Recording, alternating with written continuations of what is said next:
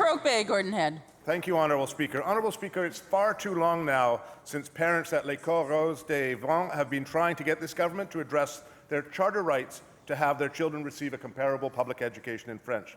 For 15 years now, Honourable Speaker, primary school students have faced unacceptable conditions. A school with a capacity of 199, teaching 357 students in the 2015-16 school year, classrooms without windows and inadequate washroom facilities, all as part of sharing a program with the secondary school.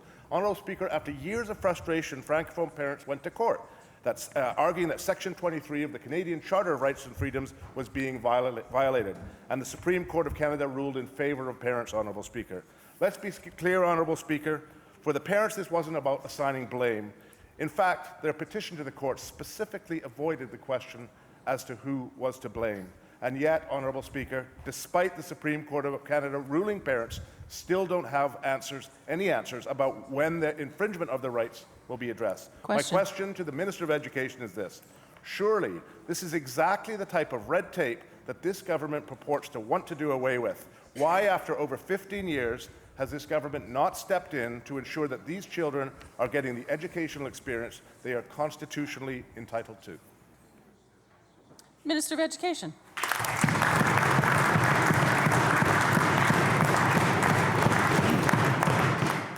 Well, thank you, Honourable Speaker, and thank you to the member from Oak Bay, Gordon Head, for the question. As I believe he'd be aware, because there is a court case going right now, I'm unable to talk about any of the specifics around that. But what I can talk about is our support for School District 93 and for Conseil Scolaire Francophone School District. When you look around British Columbia right now, Honourable Speaker, there's 290,000 French-speaking people in British Columbia. We have 40 Francophone associations. Our French immersion in our school system has increased by 40%. So I agree with the member opposite that there's lots that can be done to continue to support the French-speaking students in our school system. Now, Honourable Speaker, we have 53,000 French immersion students in 273 school districts around the province.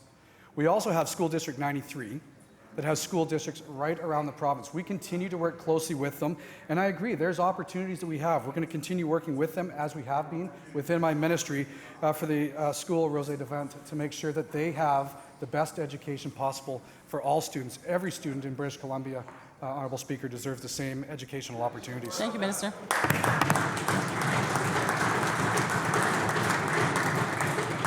For Oak Bay, Gordon Head on a supplemental. Thank you, Honourable Speaker. It's important to acknowledge that Section 23 infringements require urgent action on behalf of the government.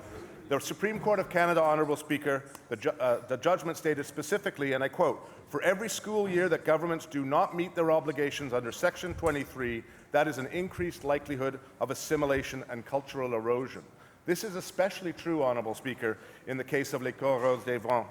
In November of 2015, the CSF School District Facilities Plan, in that the board notes that one school is no longer sufficient. In fact, Honourable Speaker, Francophone elementary schooling is in such demand that 2 schools are now required.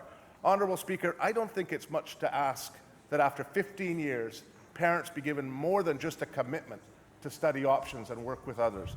What is the timeline, through you to the Minister, that the Minister expects to see children relocated into a facility that meets their Section 23 constitutional rights? Minister of Education.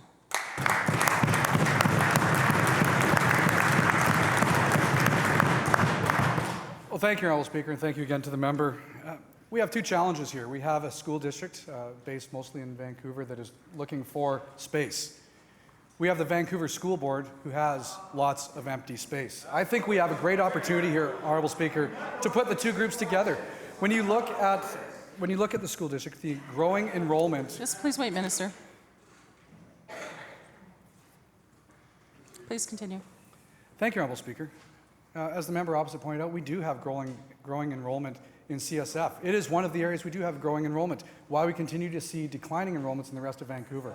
One of the things that I think needs to happen is, and I will work on this, is making sure that we get that message out there, that we can have these opportunities, that the school districts can work together. If we have empty classrooms and we need those, then let's start using those classrooms for students and have great education in Vancouver.